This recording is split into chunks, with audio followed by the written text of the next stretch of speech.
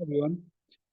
So we are starting this week with a very important discussion, which I wanted to share with everyone, which is again, how do we calm and regulate our stress levels, right? Again, nutrition has a role to play in this, but let us deep dive into, how stress impacts, multiple biological functions, how it can lead to various diseases, and how we can, you know, studying our microbiome, both gut and oral microbiome, we can actually help regulate our stress levels.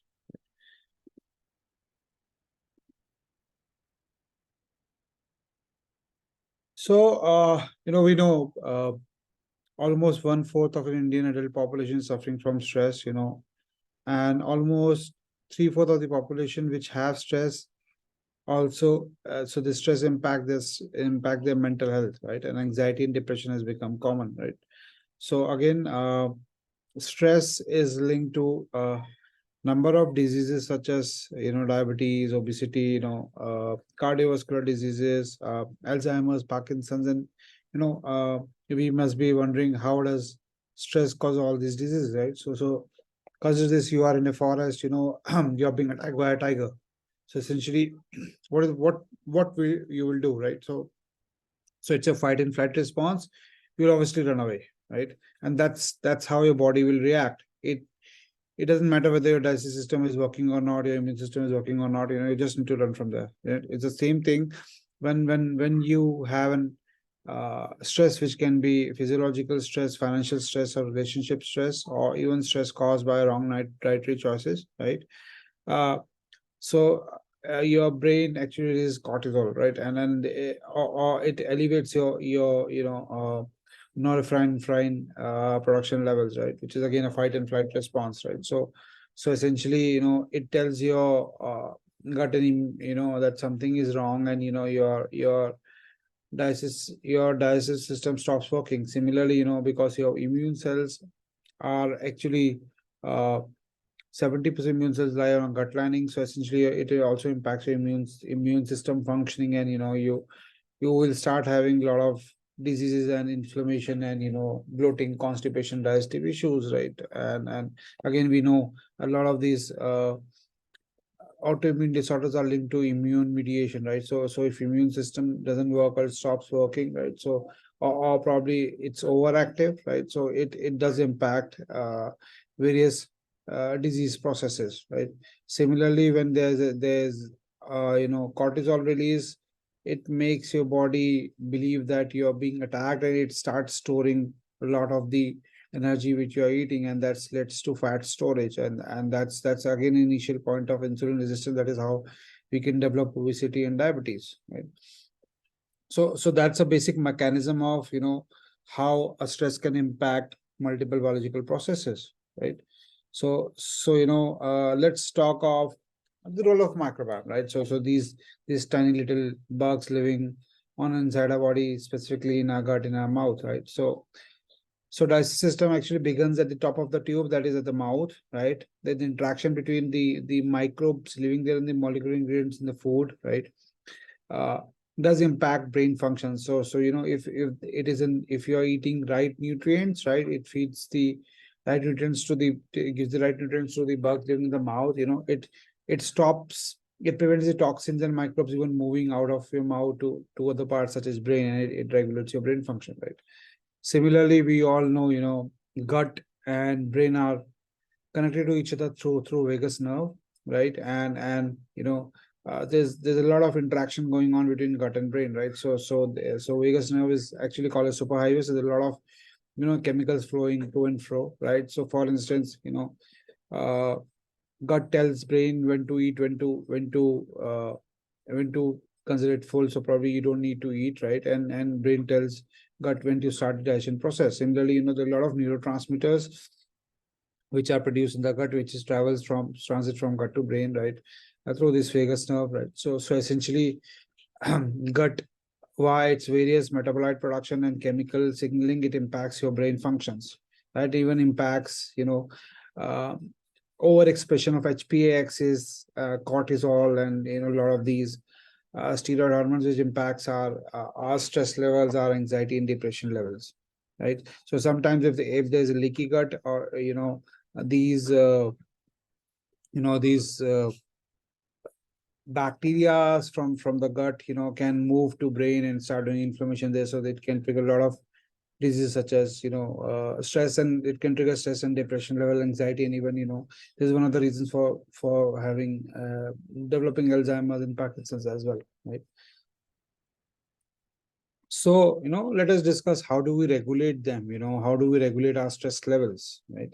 So obviously it starts with food as medicine, so we really need to understand what molecular ingredients are there in the food which can help us calm our stress levels, right? So essentially, you have to rethink foods beyond protein, carbs, and fats, and think of a lot of molecules and chemicals and bioactive molecules which are there in the food, right? And how they interact with our microbiome, those living in the mouth and the gut, right? So again, magnesium is one of those molecular ingredients. So it is found in various foods like such as pumpkin seeds, chia seeds, almonds, brown rice, spinach, right?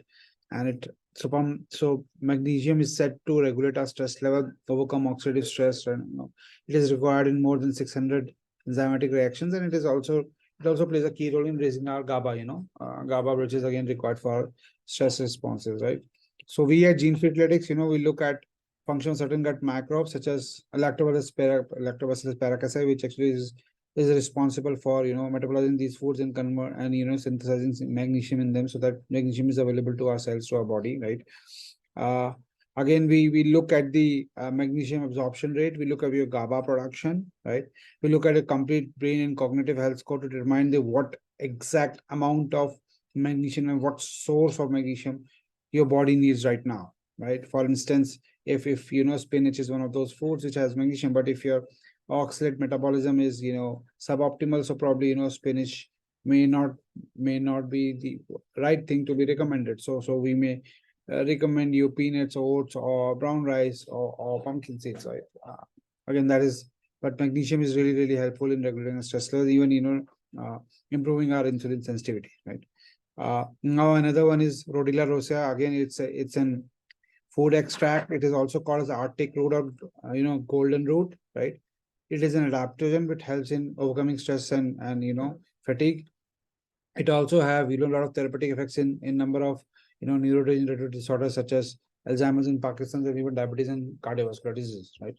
So when we determine whether we have to recommend Rhodiola rosea to you or not, or in what amount we have to recover, what specific quantity we have to recommend, we look at the functional activity, certain pathways such as cortisol production, fight and flight response, GABA production, right? Serotonin and dopamine, right? So these are all most of these steroid hormones which regulate our stress and anxiety levels, right? So again, based on the activity level of these pathways, we would recommend the whether you need this herb or not, or even if you need, how much of this herb you need right now on a daily basis, right? Then comes ashwagandha. Right? Ashwagandha, we all know it helps in regulating our stress levels, right? But how does it? Does it regulates our HPA axis? Again, HPA axis, as I mentioned, that overexpression of HPA axis due to gut dysbiosis can actually lead to release of cortisol, and it can raise our stress level. So ashwagandha plays a key role in uh, regulating our HPA axis and reducing our stress, right? So when we are recommending ashwagandha, we look at function scores such as cortisol, oxalate metabolism, histamine production, right? So if people have suboptimal oxalate metabolism or high or histamine overproduction, so ashwagandha may not be the right food for you, so or may end up in a white list. Similarly, lavender, right?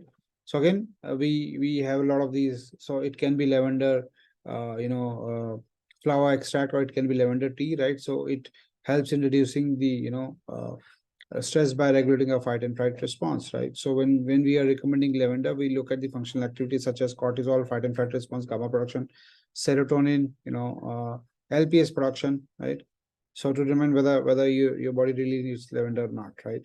So these are few of the ingredients which I have shared. There are a number of them, like valerian root extract is also there, right? So a number of such ingredients which you can get from food, either for food or through supplements. But our body is as unique as our fingerprint. So every individual has a unique bioindividuality. So there's nothing called a standard recommendation. So you can't assume that okay, I will take ashwagandha, it will be fine. I will take rhodiola, it will be fine. It all depends upon your unique biology, right? So That's what we do. So in case you are dealing with stress, anxiety, and depression levels, and you're not able to figure out what to do, right? Or you're taking too much antidepressants, so probably, uh, you can sign up with us. We can actually give you a, you measure your biology, tell you uh, how your microbiome is interacting with your body, interacting with the food you're eating, and what sort of molecular ingredients your body needs right now. Right? So that's it for today. Have a great day and week ahead.